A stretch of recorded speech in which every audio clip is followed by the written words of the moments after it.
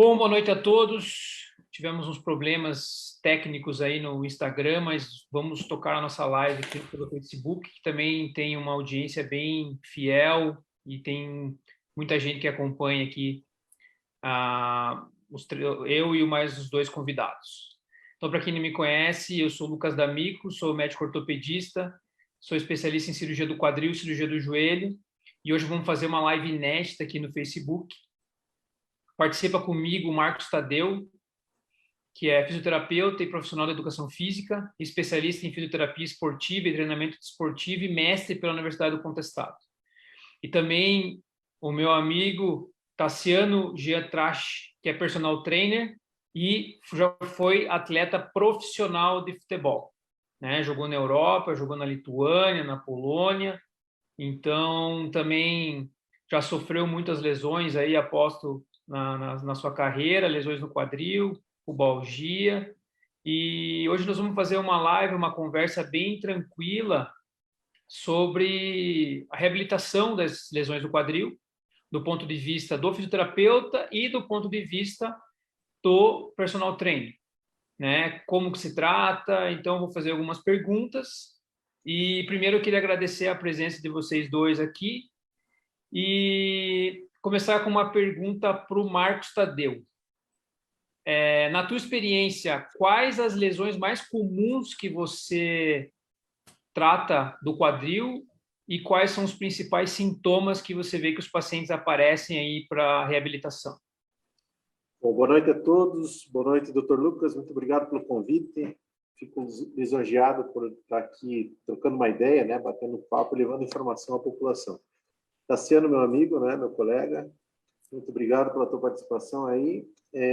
Vamos lá, então. Bom, Dr. Lucas, o quadril, ele aparece muito na clínica diária, basicamente com algumas alterações ou pacientes que vêm com problemas numa categoria intraarticular, né, como as artroses, as lesões degenerativas do labro, como dores extraarticulares, né, as tendinites glúteas, né, as tendinites do complexo posterolateral, as chamadas dores trocanterianas, né, que são aquelas dores na lateral do quadril que o paciente tem para sentar, para caminhar. E as lesões agora, ultimamente, tem recebido muito paciente com tanto para tratamento conservador quanto para o pós-cirúrgico do impacto femoroacetabular, né? Acho que isso seria a gama hoje de lesões que nós acabamos atendendo no serviço de fisioterapia. Então, basicamente, artrose de quadril, bursite troncantérica e síndrome hipertrochanteriana, que envolve várias doenças, né? Uhum. Desde impacto isquiofemoral, a tendinite glútea, então tem várias doenças aí. E uma que é bem comum hoje em dia a gente fazer o diagnóstico é o impacto femoroacetabular. Na tua avaliação, como é que você diferencia uma doença intraarticular de uma doença extraarticular? Quais são os sintomas que você vê na tua prática que te indicam para uma doença intraarticular e para uma doença extraarticular? Bom, basicamente nós recebemos o paciente que chega para a reabilitação, na grande maioria das vezes ele vem com um diagnóstico clínico, né? E nós fazemos em si um diagnóstico funcional. As pessoas perguntam assim, como é que é fisioterapia, como é que é essa consulta, como é que o fisioterapeuta avalia o paciente, né? Então, acho que é interessante a gente explicar para o público que determinar o tipo de lesão, né, se é intra, extra, a gravidade, o comprometimento, isso é um diagnóstico clínico. E isso tem que ser feito pelo profissional médico, né? O profissional de fisioterapia, ele tem muita função de fazer o diagnóstico cinético funcional, ou seja, pegar essa função daquele paciente e analisá-la em cima de determinada lesão. Então, o paciente que chega normalmente, né, com aquela dor inguinal, que chega com aquela limitação de mobilidade, né, que é aquele paciente que já está perdendo mobilidade, que você faz uma avaliação funcional comparativamente das amplitudes dos dois quadris, o paciente tem restrição de mobilidade, tem dor inguinal, né, tem aquele desconforto, aí normalmente a gente vai pensar já nessa degeneração articular, né?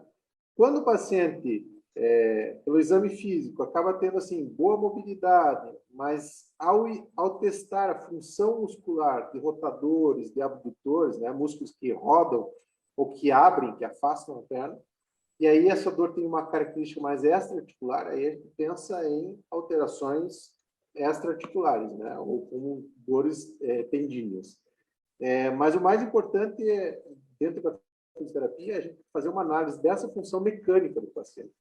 Independente se for uma lesão intra ou extra-articular, eu preciso saber qual é a alteração biomecânica que esse paciente está apresentando, né? A gente acaba pegando assim pacientes que chegam na clínica achando que tudo está relacionado à dor dentro do quadril, que tudo é artrose, né? E aí, quando você começa a examinar a mobilidade, quando você começa a testar a função, começa a solicitar ou irritar a função muscular e o paciente começa a perceber que quando ele realmente contrai o movimento ele tem dor, aí a gente acaba percebendo realmente que as dores têm uma origem mais extra-articular. Né? Então, certo. Tassiano, você Opa. que é personal trainer aí e tem a dura missão de ser o meu personal trainer, não é fácil. Queria saber, na tua experiência aí, quais, de uma maneira geral, assim, quais são as restrições que você mais vê nos teus alunos com relação ao quadril? O que você sente nos teus alunos de dificuldade? Se é uma dificuldade mais muscular, se é um desbalanço muscular de uma musculatura favorecendo a outra? Eu sei que você atende muita criança, paciente ativo, mas também bastante idoso. Eu queria que você falasse um pouco sobre isso e como que você trabalha esses pacientes, de acordo com as limitações. Boa noite, Lucas, Marcão aí, né? É um prazer estar com vocês. E é isso mesmo, Lucas. Tem muita... Cara, agora, eu não sei se é por causa da pandemia, assim, mas deu um desequilíbrio muscular na galera, assim, que é geral, sabe? Tanto em criança, cara, em idoso, eu percebo nitidamente, assim, é igual o Marcão falou aí, a gente faz uma avaliação funcional, né, para você poder trabalhar em cima ali porque o meu trabalho é muito mais dinâmico, né? Não é um trabalho somente resistido ali dentro da musculação. Então eu tento até levar pessoas a dar uma caminhada, um trabalho dentro da água, na hidroginástica, né? Que a gente sabe que está trabalhando essa lateralidade, fortalecendo musculatura, grupo muscular pequeno ali que vai fazer a diferença no geral, né? Então, eu percebi muito desequilíbrio muscular, assim, cara. A galera tá com um membro muito mais fortalecido do que o outro, a parte postural tá complicada e tudo isso daí tá relacionado não somente ao quadril, mas a um geral, né? Joia. Eu concordo plenamente. Eu acho que um dos motivos de chamar vocês aqui para essa live é reconhecer a importância do trabalho dos dois, né? Então, eu recomendo muito a fisioterapia e muito o personal trainer para meus pacientes, porque eu acho que a maioria das doenças que não são tratadas por cirurgia, de alguma maneira, podem ser melhoradas e se tornarem muito melhores para os pacientes, graças ao trabalho de vocês, né? Então, eu acho que tem uma importância muito grande. Queria saber, de uma maneira geral, assim, na tua opinião, Marcos, que você falou que está tendo experiência com pós-operatório de artroscopia de quadril também. A gente recebeu uma pergunta aqui: fiz uma artroscopia de quadril, posso voltar a fazer atividade física? E quando posso? Do ponto de vista funcional e fisioterápico, como que você orienta esses pacientes? Tá. Quando o paciente chega para nós com pós-operatório da artroscopia do quadril, é interessante que a maioria a nossa rotina de reabilitação do quadril, ela é baseado em guidelines, né? Que são guias escritos e produzidos por sociedades internacionais de fisioterapia que vão direcionar o nosso trabalho diário. Então, a sequência terapêutica que eu trabalho que eu faço com o meu paciente, a técnica eu escolho, mas a rotina do protocolo do guidelines, normalmente a gente acaba tendo uma sequência para isso. Então, normalmente a gente tem uma regra básica no pós-operatório do quadril, que é dividir assim: Primeiro, a gente divide o paciente em paciente linear e paciente complexo, né? Nós temos um trabalho aí do Edelstein, em 2012, eu acho que ele faz essa categorização, que é muito legal, e ele separa assim, são 4 fases, fase 1, fase 2, fase 3 e fase 4. Fase 3 e fase 4, fase 3 eu vou trabalhar junto com o Tassiano, aí o Tassiano vai falar comigo aqui daqui a pouco. A fase 4 também. Mas quando o paciente chega, então o paciente operou o quadril. Todos os guidelines hoje, de pós-operatório de quadril artroscópico sugerem aquela bike, sabe aquela bike de UTI, aquela bike com pequeno braço mecânico? No primeiro dia do pós-operatório, bike ou CPM, né? Nós temos hoje alguns trabalhos mostrando que a bike, a mini bike tem um componente legal, porque favorece a mobilidade precoce e a lubrificação articular e a nutrição da cartilagem, sem provocar atrito em grandes amplitudes, né? Então, a gente acaba preservando o quadril, né, que é uma amplitude de preservação, mas já acaba fazendo isso. O CPM, para quem não conhece, é um aparelho que faz mobilização contínua. Então, você regula a velocidade e o CPM vai mobilizando, né? Então, a orientação hoje é de 3 a 4 sessões aí na primeira semana de CPM e a bicicleta já no segundo dia. O grande objetivo é a gente, nessa primeira fase, que é a linear, que no paciente linear é o paciente que está legal, que o paciente tem uma pequena alteração, que está evoluindo bem, é um paciente que teve pouca intercorrência cirúrgica, segundo o cirurgião.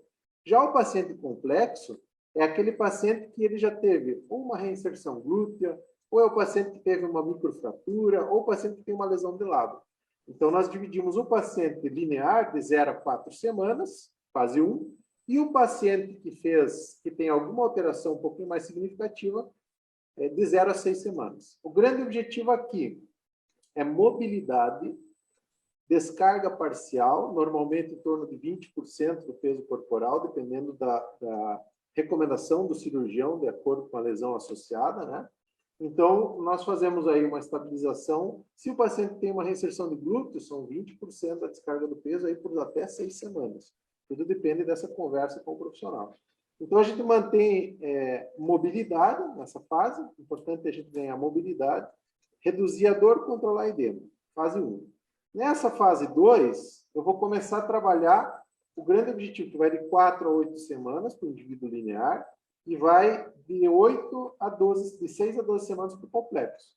Nessa fase 2, eu preciso prestar muita atenção, já tenho um indivíduo cicatrizado, então eu preciso prestar muita atenção no histórico biomecânico que esse cara tinha antes da lesão. Às vezes, Lucas, o paciente chega aqui, por exemplo, com uma dor inguinal, mesmo no pós-operatório, com uma postura de quadril em flexão. Sim. Que ele tende a fazer com que ele consiga fazer uma cobertura maior do acetábulo, né? Então, a pelve dele roda com o intuito de preservar mais e favorecer essa diminuição do impacto. É um cara que tem um sacro mais horizontalizado e é um cara que tem um pouquinho mais de hiperlordose. Então, eu já tenho que começar a alterar ou trabalhar alterações na pelve e tronco desse indivíduo, com o objetivo de corrigir essa mecânica para que ele entre na fase 3 já de uma maneira muito mais tranquila, né? Sem vícios anatômicos. Então, aí é interessante a gente já começar um trabalho de estabilização de tronco e ilho-psoas. Então, eu gosto muito, nessa fase 2, de trabalhar, por exemplo, exercícios de cadeia cinética fechada. O indivíduo, por exemplo, vai estar numa posição sentada, eu estabilizo os joelhos, ao invés de ele estar fazendo o SLR, que é aquela elevação da perna, que aquilo provoca, e muitas vezes, uma sobrecarga aí de 8 a 10 vezes maior do que o peso corporal com o braço de alavanca no quadril. Então, eu gosto muito de colocar esse indivíduo sentado, estabilizar, colocar ele com o objetivo de controlar o tronco, trabalhando ilho-psoas, ativação de ilho-psoas em cadeia fechada. É um cara que a gente já trabalha muito bem de fluxos laterais, com um mini band de estabilização de glúteo médio, né? Então, esse cara já começa a fazer um ostro em glúteo médio, começa a fazer 4 apoios para estabilizar glúteo máximo e glúteo médio no mesmo instante. Então, é um paciente que nós vamos trabalhar dessa forma. O grande objetivo fase 2 é deixar esse cara independente para as atividades do dia, né? Atividades do dia a dia. E aí, na fase 3, daí no indivíduo linear vai ser a partir da 8ª semana, né, do segundo mês, começar assim um trabalho de fortalecimento mais específico para todo o complexo posterolateral do quadril, e aí sim já um trabalho com o profissional de educação física, talvez para diminuir esse gap, né? Ó, terminei a físio, agora é com você. Não, a transição tem que ser sequencial. E aí na fase 3 e fase 4, o Tassiano vai, né? Fase 4 aí, principalmente, o Tassiano vai entrar com um trabalho resistido, né? Eu vou Mas falar basicamente seria isso. eu vou falar da minha experiência pessoal, tá? Eu faço artroscopia de quadril há 10 anos e eu mudei algumas coisas na minha prática, e a principal delas é a questão da bicicleta, tá? Então, o tempo de muleta que eu deixo os pacientes, em média, é em torno de 3 semanas, tá? Eu sempre fiz assim.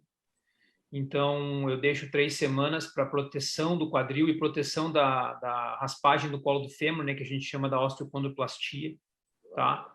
E então eu deixo por 3 semanas e sempre deixei, tá? Tem alguns, quando a gente começou a fazer era 6 semanas e isso vem diminuindo porque a reabilitação foi melhorando. A questão que você falou, perfeito, da cartilagem, tá? O que é importante das pessoas em casa entenderem, o quadril é uma articulação que aceita movimento, certo? Ele não é uma articulação para movimentar, né? ele não precisa ser imobilizado, certo? Então, depois de prótese de quadril, depois da artroscopia de quadril, a gente não imobiliza quadril, tá? Existem protocolos imobilizadores, mas a gente não usa isso, tá? Então, eu faço isso até depois de 3 semanas a 8 semanas, esse trabalho que você falou da parte do tronco, de melhorar essa parte, tá? A gente libera natação para os pacientes com 2 meses, sem nado de peito, porque faz uma rotação muito grande e faz um ciclo no quadril muito grande, tá? E geralmente com 3 meses os pacientes vão para a academia, tá?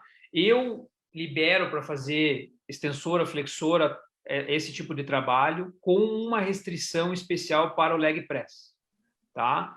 Então, eu acredito que o paciente tem que ter um cuidado com a hiperflexão do quadril até pelo menos 6 meses, certo?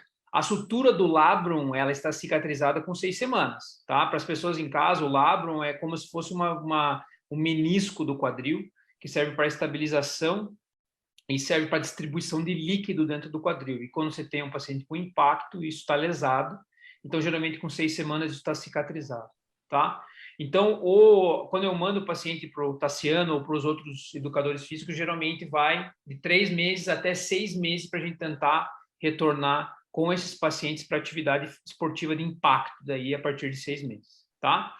Hoje a gente sabe, tem diversas revisões sobre isso, que, de uma maneira geral, os pacientes que melhoram até 3 meses, que melhoram até 6 meses, esse que a gente espera, e depois de 6 meses, se o paciente ainda tem dor, a gente procura causas de dor no quadril. Então, pode ser desde aderência, no quadril você tem essa descrição, até sinovite, ou pacientes que têm ainda impacto, que acabou ficando um pedaço de osso no quadril, isso pode acontecer, tá? Tassiano, chega para você um paciente, um cliente teu que fala assim, ó, eu tenho um problema aqui no meu quadril, você não sabe o diagnóstico, às vezes o cara não sabe informar. Como que você trabalha esse cara? Como que você começa? Qual que é a tua ordem? Até deve ter bastante personal trainer aqui acompanhando a gente. Eu quero que você mostre o teu pensamento para o cara sair melhor. O que você faz primeiro? Mais carga, menos carga? E como que você trabalha esse cara? Não tem nem como, né, Lucas? Tem que ter uma anamnese com o cara bem detalhada aí, porque é uma responsabilidade grande, né? Você está trabalhando com a saúde da pessoa, né? Pessoas trabalhadoras aí, né, que tem família. Então, tem que ter todo esse respaldo, né, cara? Essa hierarquia aí saindo com laudo médico, passando pelo fisioterapeuta aí. A gente tem que ter todo várias vezes a gente também já conversou com o Marcão aí, alguns casos também, já me passou como trabalhar, como que está saindo o trabalho da mão dele, entendeu? Para a gente poder dar uma sequência, assim, né? Claro. A gente sempre fala, se o cara cai de paraquedas, assim, pô, não é bem assim, né, cara? Você tem que fazer um trabalho, desenvolver um bom trabalho, né? Não pensar apenas em reter um cliente, né? Com certeza. Futebol. Quero saber da experiência dos dois aí, uma lesão muito comum no futebol, pubalgia, certo? É um problema, é um dos problemas de mais difícil solução que eu vejo no consultório, tá? Para mim, a pubalgia é basicamente um problema de desbalanço muscular, envolvendo a musculatura abdominal e a musculatura adutora, né? É um ponto de tração dessas duas musculaturas.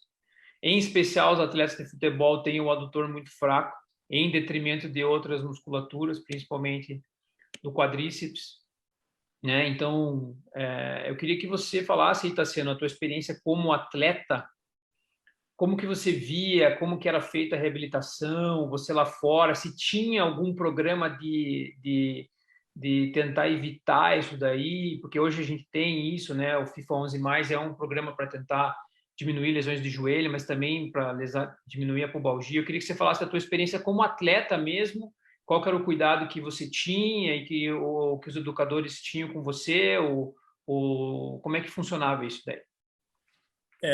Já se tratando de alto rendimento, a gente sabe que não é saúde, né, cara? Então, é em busca de resultado, né? Sim, Então, desde a categoria de base, aí eu fiz a categoria de base no Inter, em Porto Alegre, que eu via que tinha um cuidado um pouquinho melhor, mas acabei não ficando muito tempo. Aí fui para o Operário de Ponta Grossa, já não tinha um cuidado tão grande assim. E aí você vai passando de clube em clube e às vezes o pessoal não faz essa base forte, fisicamente falando, né? E quando chega no profissional, que aí é por resultado, por dinheiro, cara, eu presenciei vários atletas se aposentando com pubalgia, cara. O cara não conseguia tossir, espirrar na cama ali, e falou, cara, eu vou abandonar o futebol, que já faz 6 meses que estou lutando, e às vezes é um problema que veio lá da categoria de base, né? Não foi feito um bom fortalecimento, um trabalho que hoje em dia a gente percebe que o pessoal já tem uma consciência um pouco melhor, né? Então, nesse sentido, assim, eu acho que é, no momento que estamos, evoluiu um pouco mais. tá. Faltou um trabalho um pouco melhor, na tua opinião. É. Joia. Marcos, tua experiência com pubalgia e como que você... Quanto tempo, se eu mandar um paciente para você agora e ele está com dor, quanto tempo você precisa para reabilitar ele? Olha, veja bem, quando normalmente a gente pega o paciente com oncologia, hoje, na minha prática diária aqui, não é tão frequente, né? Nós temos algumas sazonalidades, assim, né? Agora com a pandemia, como não tem futebol e tal, deu uma reduzida grande. Mas Parou, né? normalmente o paciente com pubalgia é aquele paciente que chega relatando a dor, né, principalmente no mecanismo de cadeia cruzada, é aquele cara que tem dor, né, para subir escada, para chutar uma bola, para sair do carro, né? E eu trabalho muito em cima do princípio do cisalhamento da síntese. Eu acredito que a gente precisa fazer uma avaliação importante para ver como é que está a função do core, toda a musculatura do core, solo pélvico. Normalmente, esse cara tem uma diminuição de força extensora do quadril, né, e uma hipersolicitação dos isquiotibiais, é o cara que chuta, né? E quando chuta os isquios, a frenagem da perna é feita pelos isquios, né? E esse cara, assim, quando ele tem uma inibição do complexo posterolateral do quadril, né, dos glúteos, automaticamente ele faz uma sobrecarga adutora. Né? Então, aí nós normalmente temos um indivíduo que tem um desequilíbrio de tração inferior, associado normalmente a uma tensão grande de reto anterior, né? Como a inserção dos dois está na síntese, a gente acaba tendo um cisalhamento grande de síntese. Eu gosto de avaliar muito e trabalhar esse indivíduo já com mobilidade bitorácica, porque eu acho que a gente precisa, né, como se a gente pegar o mecanismo, por exemplo, o mecanismo de pressão do core, nós vamos ter diafragma, assoalho pélvico, retos, oblíquos, transverso, musculatura paravertebral. Então, o sincronismo de contração desse cilindro vai fazer com que nós tenhamos uma dissipação de força.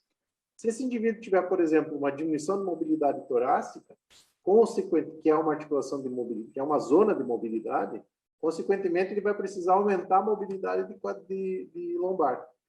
E se ele tiver uma mobilidade de lombar que tem características de estabilidade, ele vai ter que aumentar a estabilidade do quadril, que é uma característica de mobilidade.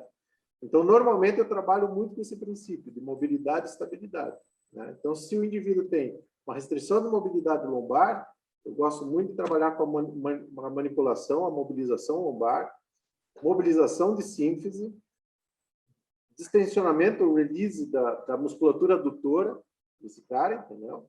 E já começar um trabalho de estabilização do complexo posterolateral e da região adutora. Claro que a gente usa também alguns recursos eletrotermofototerapêuticos locais para ajudar a melhorar a dor. Mas eu acredito muito na melhora do paciente com a correção biomecânica, sabe, Lucas? Eu percebo na prática diária que o meu paciente melhora muito mais com a correção biomecânica do que com a terapêutica, né? Porque até eu pergunto para o paciente, né? Pô, se você tem essa estrutura há 33 anos, há 30 anos, por que agora está começando a ter dor, entendeu? E normalmente a gente tem um declínio de força depois da terceira década e a gente tem talvez um aumento da solicitação, né? Esperemos receber muita pubalgia depois da pandemia, porque o povo vai estar fraco, né? Como tá E sendo, vai estar voltando a jogar com tudo, né? e vai voltar a jogar bola de segunda a segunda, né, cara? Então vai voltar, vai aumentar, né? Essa sazonalidade, claro, tem a ver com a pandemia agora. Mas eu acredito que basicamente a gente começa assim, Lucas. Eu gosto muito de trabalhar também com o aspecto de cronicidade, né? Eu já comentei com você em outros pacientes. Às vezes o indivíduo vem para você com 6, 7 meses de dor. Sim. Né? E aí hoje a gente sabe, não necessariamente ele tem dor, isso seja significativo de lesão estrutural, né? Ele pode ter, por exemplo, uma hipersensibilidade, não tem mais lesão, mas ele tem hipersensibilidade, ele talvez tenha uma memória neurofisiológica facilitada, né? Uma sensibilização a essa via de dor.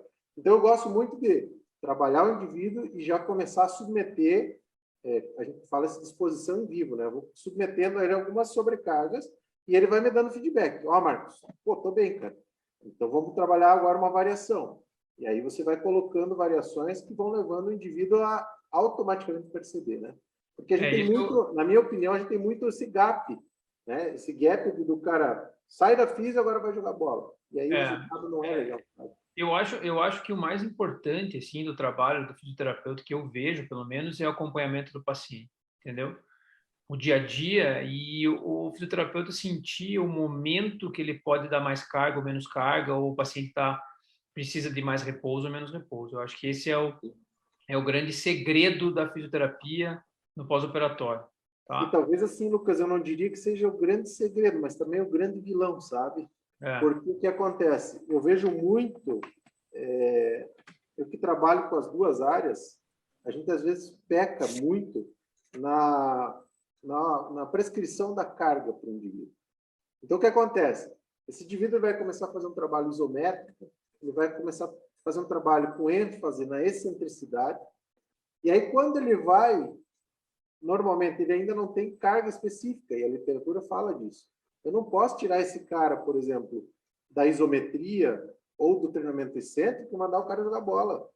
Ele vai precisar passar da excentricidade, da isometria, para a excentricidade, pro pliométrico, para a atividade, o exercício monopodal, onde ele vai ter que utilizar um membro para agachar, para levantar, para saltar, e depois eu vou submeter ele ao recreacional e depois ao competitivo, entendeu?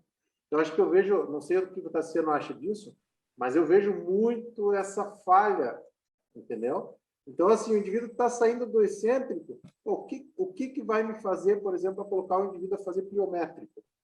A literatura hoje fala que um agachamento bem executado, em que ele tenha o peso corporal mais 50% do peso corporal, realizando com uma mecânica legal, eu já posso começar a fazer a pliometria, entendeu? Vai. Tassiano, já é um passo adiante. Já é um passo adiante. Eu queria saber de você, Tassiano, assim, quais são as orientações básicas que você dá para os teus alunos para eles não adquirirem lesões no quadril treinando? Então, eu queria que você explicasse para a gente como que você orienta os teus alunos, como que faz o movimento, qual característica, que tipo de exercício você indica. Dá um resumo para a gente aí, para não um paciente que tem dor no quadril ou problema no quadril, mas um paciente para ele não vir a ter problema no quadril. Como é que você maneja os teus alunos de uma maneira geral? Na verdade, primeiramente você tem que ver qual é a atividade que ele mais, digamos, o esporte que ele pratica, né, Lucas? Tô falando um Que vai... paciente comum, assim, do dia a dia, sabe? Alguém que faz a academia para manter uma boa massa muscular, assim. Como é que você orienta? Um paciente normal, não um atleta, assim. O principal, assim, porque querendo ou não, a galera chega, às vezes, do trabalho, na correria e tal, então é aqueles 5, 10 minutinhos que a gente faz de esteira ali, né, não é por acaso, né, cara? Então você faz uma anamnese, como é que foi o dia do cara, se ele teve sentado o dia inteiro, será que ele estava na correria, será que ele está estressado, como que ele está? Então, você não pode, eu não avalio o cara somente a parte é, muscular. Então, eu tento dar uma olhada global, assim, né, Lucas?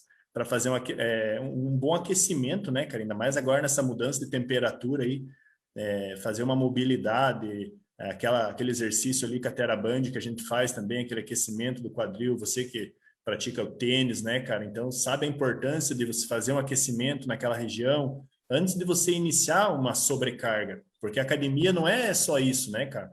Não é você colocar sobrecarga, vai aí 3 de 10, 3 de 15, 3 de 20, não é bem por aí, né? Então você tem que conscientizar o teu aluno, tanto no dia a dia dele, ele fazer um alongamento. Eu até falo, às vezes, pô, o cara terminou o dia de trabalho, durante o banho lá, faz um alongamento, respira fundo, né? O teu corpo é uma máquina, você tem que saber ligar e desligar ele, né, cara? Então, se você tiver essa consciência, assim, você vai ter uma qualidade de vida boa, né? Joia. É isso daí. Eu acho que qualidade de vida é a palavra, né? E a gente sabe que as doenças do quadril, elas influenciam muito na qualidade de vida dos pacientes, né? Vou falar sobre um tema mais específico, que seria a prótese de quadril, tá? Eu recebi uma pergunta no Instagram, pena que a gente não está conseguindo transmitir, mas eu acho que depois vai para o IGTV e quem tiver interesse consegue dar uma olhada lá. Posso fazer atividade esportiva após uma prótese de quadril? Tá? Essa eu vou responder na minha parte como ortopedista especialista em quadril, depois eu quero que o Marcos fale da experiência dele e o Tassiano, se tiver também pacientes, para falar o que pode acontecer. Esse é um tema bem interessante. Por quê? Porque tem vários pacientes que têm diferentes níveis de exigência, né? Tem pacientes que querem fazer atividade de impacto no quadril e tem pacientes que acham que porque colocaram uma prótese não vão fazer mais nada. Então, a gente tem que ter bom senso e avaliar os pacientes caso a caso. Qual que é a diferença dos pacientes com prótese de quadril? Tá? Para quem está em casa para entender. Eu já fiz prótese de quadril em paciente de 20 anos e já fiz prótese de quadril em paciente de 95 anos. Então, a idade dos pacientes que podem ser submetidos a uma prótese de quadril, ela é muito ampla. E esses pacientes são totalmente diferentes, certo? É um pouco diferente da última live que a gente teve sobre prótese de joelho. Prótese de joelho é uma cirurgia indicada para os pacientes acima de 55, 60 anos. Então, o nível de exigência de cada um é diferente, tá? Então, o que a gente orienta? Paciente pós-prótese de quadril. Por problemas de desgaste, risco de fratura de cerâmica, por exemplo, ou até squeaking, que é tipo um barulho que faz no quadril, mas principalmente focando no desgaste na fratura de cerâmica, eu, particularmente, não indico o paciente fazer atividade de impacto, tipo jogar bola, basquete, tá? Eu peço que o paciente faça atividades com menos impacto, tipo jogar um tênis de dupla, fazer alguma coisa nesse sentido, tem paciente que faz jiu-jitsu, pratica diversos tipos de atividade física, tá? Mas é muito importante que o paciente faça algum trabalho muscular. É muito importante. Por quê? Porque o quadril que recebeu uma prótese, geralmente é um quadril que vem desgastado há muito tempo. Tem muitos grupos musculares que não têm trabalhado de uma maneira correta. Esses pacientes têm a perna rodada para fora em rotação externa, então os grupamentos musculares estão totalmente desbalanceados. Então, eu indico para esses pacientes tanto fazer a fisioterapia quanto a atividade física. Nem que seja uma simples caminhada, mas os pacientes têm que manter um nível de atividade física para conseguir tirar o máximo que a prótese traz para eles. Marcos, a tua opinião, como é que é a tua experiência? Eu queria que você falasse um pouco sobre isso. Olha, concordo plenamente contigo, né? Deixo explícito para o paciente que ele vai escolher como gastar isso, né? Mas essa informação biomecânica eu acho muito importante, porque o que acontece? Do jeito que você falou, esse é um paciente que tem hipomobilidade do quadril, tem hipermobilidade de lombar, então normalmente esse cara tem bastante dor na lombar, que depois da cirurgia melhora muito. Exatamente. Melhora dor. Mas ele tem toda essa, nós chamamos isso na fisiologia, né, de engrama motor, que seria uma memória da atividade muscular, de como ele vem fazendo isso, né? Então esse cara, ele tá com um quadril aí novo, estruturalmente novo, mas com uma memória muscular antiga, né? Então ele tem uma namorada nova, mas com os gostos da antiga, né? Então o que acontece? Eu preciso agora pegar esse paciente e corrigi-lo para isso. Eu gosto muito do termo anatomia funcional. Anatomia funcional é assim, Lucas. Pô, se esse cara quer fazer, por exemplo, Aikido, né? Eu já tive colegas praticando Aikido comigo em Curitiba com prótese de quadril. Claro que não tinha queda chapada, mas ele conseguia agachar, ele conseguia levantar, ele conseguia rolar com cuidado, tranquilamente.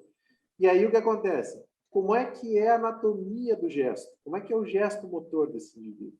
Ele precisa de abdução com resistência, ele precisa de força de abdução, ele precisa ter um ilho-psoas forte para impedir essa força de alavancagem anterior da prótese, ele precisa ter um glúteo e um isquiotibial forte para tracionar posteriormente. Como é que é o gesto motor desse cara? Eu gosto muito de perguntar qual esporte você quer fazer. Então, eu quero luta, eu quero bicicleta. Então, nós vamos trabalhar anatomia e aí exercícios específicos para a anatomia funcional do esporte, entendeu? E a partir do momento que esse indivíduo tenha boa estabilidade, não tenha mais aquela catastrofização dele, puxa, mas se eu der um passo um pouquinho mais aberto, minha prótese vai luxar. Se eu sentar muito baixo, minha prótese vai luxar, sabe? E aí, quando esse cara começa a perceber que a resistência e a força muscular está estabilizando e está dando segurança e qualidade de vida, aí é o momento de colocar esse cara para o esporte, né? Normalmente, eu trabalho dessa forma. A gente sempre fala que a consulta médica ela é um conselho, né? Os pacientes seguem se eles quiserem, né? Então, eu tenho pacientes meus de prótese de quadril que jogam bola, e eu sei disso, mas o meu conselho é não jogar, entendeu? Então, eu acho que vai de cada um, de ter o bom senso, de entender como é que é a mecânica da prótese, quais são os riscos que podem acontecer de uma atividade de um impacto maior, né? E eu acho que é mais ou menos por aí. Tassiano, tem oportunidade de algum paciente? Como é que funciona isso? Ou de alguma lesão no quadril especial que você lembra? Como é que é isso aí? Não, eu já trabalhei com alunas na hidroginástica, assim, mas não foi um caso muito próximo, era uma turma muito grande, assim, então eu sempre fazia aquela pergunta, e aí, como é que tá? Como é que tá? Preciso de ajuda para subir na escada, né? Alguma coisa assim mais... Traz preocupação, né? Mas no geral, assim, ela ia tranquila. Joia. Eu tenho uma mensagem aqui da Bruna, que é uma paciente do meu pai, e semana que vem ela vai colocar uma prótese de quadril. E ela tem 30 anos. Eu queria que o Marcos e o Tassiano dessem alguns conselhos para ela aí. Então, eu queria, o que você falaria para um paciente de 30 anos que vai fazer uma prótese de quadril semana que vem? Quais são as orientações? Pensando até num pré-operatório, como que você abordaria isso daí, Marcos? Bom, paciente jovem, né? Provavelmente tem uma lesão prévia na infância, né? O trauma que levou a...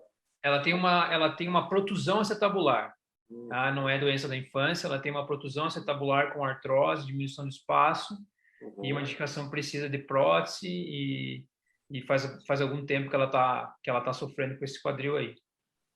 Então, eu gosto muito, se o paciente, claro que nem todos os pacientes podem fazê-lo, mas eu gosto já de começar aí com 10, 15 sessões para correção e educação do paciente. Então, seria legal, sabe? Fazer uma desativação de ilho-psoas, tentar diminuir um pouco essa contratura de flexão, diminuir a tensão dos rotadores, né? Perceber, trabalhar um pouquinho essa estabilização da musculatura do complexo posterolateral aí, pelve, acho que seria legal, né? Educação do paciente, algumas dicas, e daí, normalmente, depois, no pós-operatório, aí sim a gente faz um trabalho de análise e correção específica das limitações musculoarticulares que ainda vêm desse engrama passado, né? Então, basicamente isso. Na tua experiência, quanto tempo você acha que é necessário, no paciente jovem, assim, usar um andador, uma muleta? O que você tem visto? Você tem pacientes assim? Olha, normalmente a gente trabalha, eu estou com uma paciente agora com 30 e poucos anos também, operou em Curitiba. Nós trabalhamos com ela uma semana com andador, até diminuição de edema, melhora cicatricial, né, mobilidade. Aí passamos para mais uma semana com 2 muletas, né, estabilização, e finalizamos a terceira semana com uma muleta. Right. Aí, a partir da terceira semana, já com um trabalho de estabilização, já acabou tirando a muleta, né? Até com autorização do cirurgião, e aí a gente já estabeleceu já a marcha independente, né? Então, com algumas orientações, assim, quanto ao plano, calçado, barreiras, né? Mas já com 15, 3 semanas, basicamente, o paciente já está legal. Até porque na prótese do quadril, o paciente já, dependendo do seu cirurgião já liberar, a descarga já é, né? Já é grande proporção desde a gente tem uma pergunta sobre isso aqui também, que é descarga de peso nos pós-operatórios de cirurgia do quadril, né? Até foi uma colega tua que mandou, uma fisioterapeuta, a Paula. A minha resposta é que depende de cada cirurgia, né? Então, geralmente na artroscopia de quadril, mas a questão de descarga do peso nas 2 cirurgias, eu libero descarga total, eu não tenho restrição com relação a isso. Eu gosto de 2 muletas na artroscopia de quadril, tá? E às vezes alguns pacientes precisam evoluir para uma muleta e para tirar a muleta, por uma questão de balanço da pelve mesmo. E tem pacientes que já vêm com 2 semanas com as 2 muletas na mão lá, e isso varia muito de cada paciente. Então, uma outra coisa importante para as pessoas que estão assistindo essa live é que existe uma variabilidade de cada um, do organismo de cada um, para como que isso responde, né? E na prótese eu libero carga total em todos os casos, mas com andador, né? E o protocolo dos pacientes mais jovens é mais ou menos esse que você falou, em torno de 3 a 4 semanas, e os pacientes mais idosos geralmente demoram uns 2 meses até um tempinho um pouco maior, dependendo da restrição e das doenças associadas, né? Tassiano, pode falar. Interessante que no quadril artroscópico é justamente o que você falou, depende muito da condição atlética do indivíduo, né? Então, o que acontece? Indivíduos assim, com uma condição atlética condicionamento muito ruim, tem ganhos muito rápidos. E esse cara, às vezes, agora você pega um indivíduo que já tem um histórico, que é um atleta, que tem uma boa força muscular, com boa estabilização, mas com 2 semanas, ele já não quer mais andar com muleta, né? No quadril artroscópico. Então, acho que a gente precisa avaliar muito isso, né? É. Eu tenho feito artroscopia bilateral de quadril há mais ou menos 1 ano e meio, e até o que estimulou isso foi a reabilitação. Por quê? Porque a gente reabilita os 2 quadris de uma vez só, o paciente não tem que operar daí 3 meses depois operar o outro. Sim. Então, de uma maneira geral, a reabilitação é um dos principais estímulos para a gente oferecer a cirurgia bilateral para os pacientes. E o que a gente tem feito também há mais ou menos 1 ano é a prótese de quadril bilateral, principalmente em pacientes que têm flexo de quadril. Você tem uma dificuldade muito grande de reabilitar um lado e o outro lado o lado operado tem a tendência de voltar para flexo porque a marcha muda, né? Então, a gente tem visto que os pacientes que operam os 2 quadris ao mesmo tempo, eles conseguem andar melhor, caminhar melhor e a reabilitação é melhor. Claro, isso é feito nos pacientes que têm condições de fazer isso. Condições clínicas, né? Conversando junto com a equipe da cardiologia, da anestesiologia. Então, a gente julga quais são os pacientes que são candidatos a fazer esse tipo de procedimento. Tassiano, me conta. Paulo, Vamos encerrar. Queria que você falasse alguma coisa aí, alguma mensagem para o pessoal do personal trainer aí, os educadores físicos que estão escutando a nossa live. Quais são os cuidados principais aí com o quadril, como que você aborda isso, e obrigado por ter vindo aí. eu que agradeço, cara. Esse tipo de papo aí, eu não sei a visão de vocês, mas, cara, tem que ter mais. É um aprendizado, isso daqui é uma aula, cara. Escutar você, escutar o Marcão, para mim é muito gratificante. Tenho certeza que não só para mim, para todos os personagens que estão acompanhando aí, fisioterapeuta, os nossos colegas aí de profissão, é muito válido, sabe? E o que o Marcos falou ali, eu concordo plenamente, né, cara? A gente tem que olhar muito a individualidade biológica de cada paciente, aluno, cliente, né? Que é essa daí que acho que é o X da questão. E também a disciplina da pessoa, né, Lucas? A pessoa que leva certinho, caprichado, cara, você começa certo, não tem como dar errado, sabe? Você vê o resultado ali, e isso motiva nós como profissionais, assim, é, a se dedicar cada vez mais a buscar o conhecimento e a entregar para esse aluno aí que faz a diferença, né? Então é uma alegria em conjunto, né? Independente do profissional, acho que as pessoas têm que entender que a gente sempre quer um bom resultado. Se você é um educador físico, se você é um fisioterapeuta, um médico, a gente quer que o paciente melhore, fique bom. Então, é isso que todo mundo busca. É isso que o Tassiano falou, de você ver os pacientes melhorando, isso estimula muito a gente. Ver os pacientes bem, e um paciente traz outro paciente por indicação, é assim que funciona. Esse é o estímulo muito mais que qualquer outro estímulo financeiro, ego ou qualquer outra coisa, né? A gente também é movido para ter bom resultado. Eu recebi mais uma pergunta aqui. O prazo inicial que o médico nos passa sobre o uso do andador e muletas pode ser reduzido?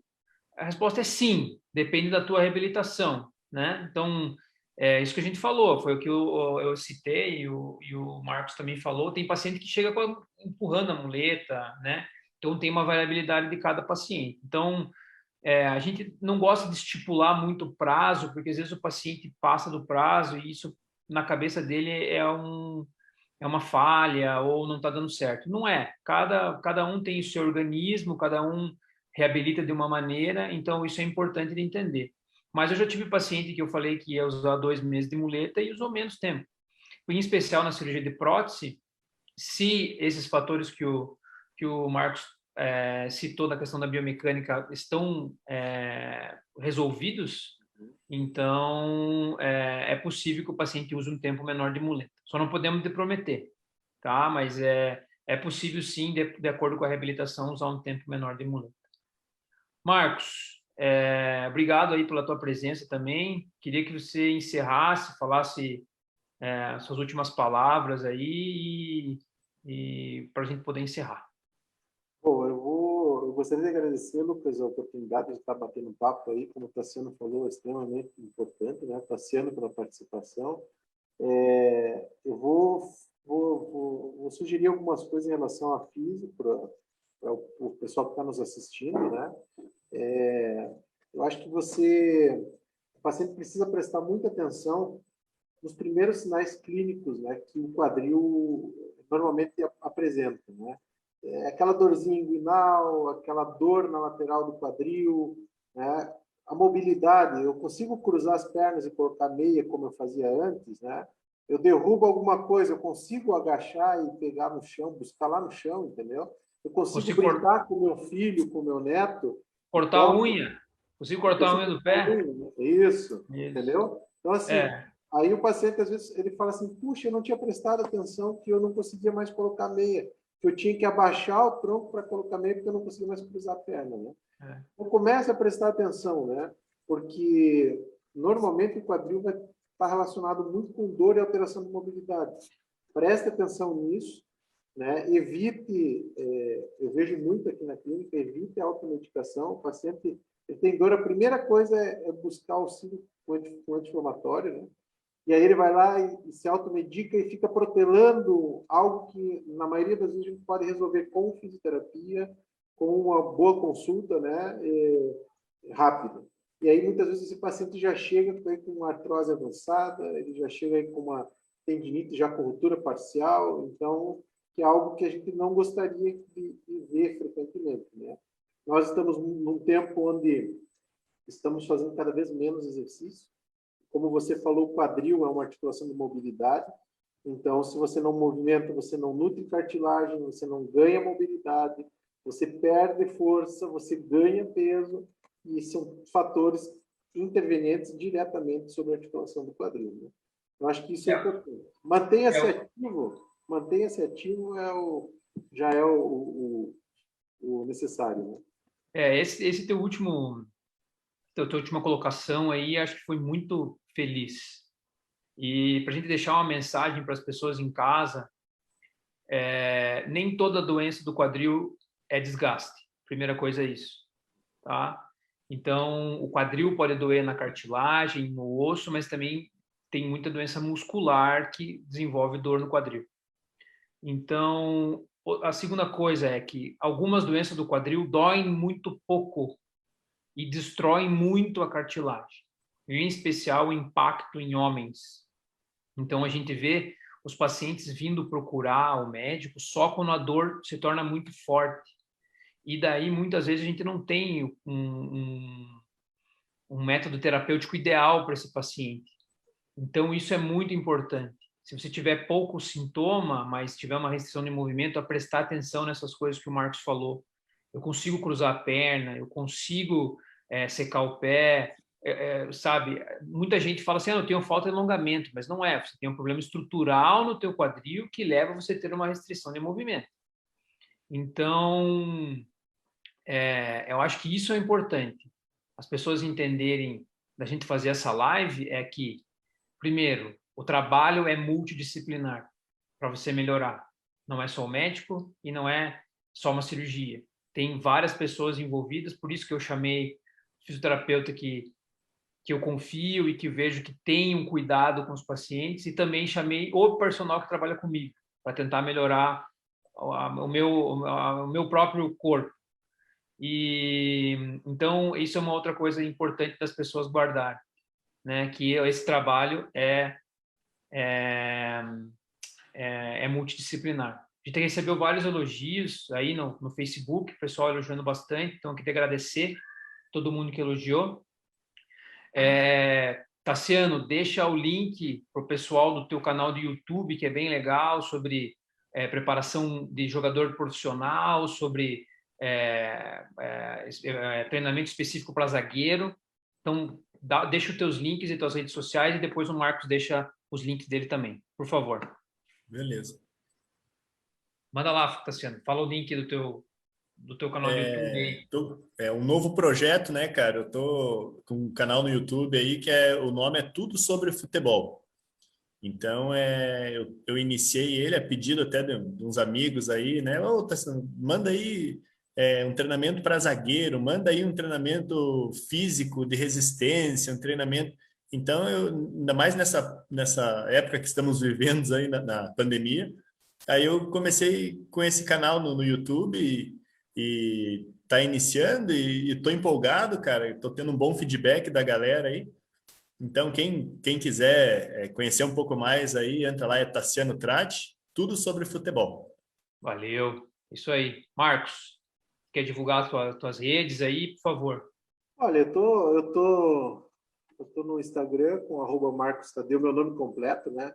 Marcos Tadeu Griselzak, né? Tô procurando sempre colocar aí algumas coisas, claro que agora um pouquinho atribulado, mas estou voltando a colocar algumas coisas em relação a uma discussão rápida sobre algumas formas de fisioterapia, de tratar, né?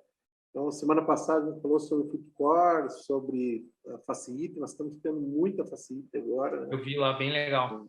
Então, a gente está tratando as fascites de uma maneira bastante mecânica, né? A gente sabe hoje que não é simplesmente alongar a fáscia e colocar esse paciente. O paciente não tem dor por encurtamento, né?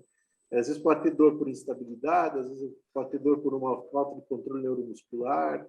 Então, a gente está adaptando os tratamentos dessa forma.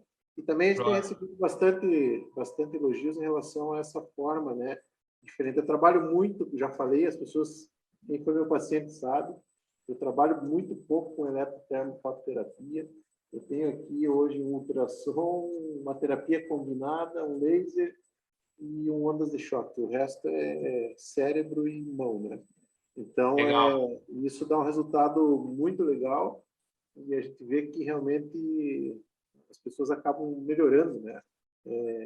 A gente precisa muitas vezes entender, quando a gente tem uma capacidade para entender qual é a alteração que a patologia traz, isso traz um resultado muito satisfatório, né? Então, eu estou aqui no IMED e no Instagram dessa forma, quem quiser, dá um grito aí, né?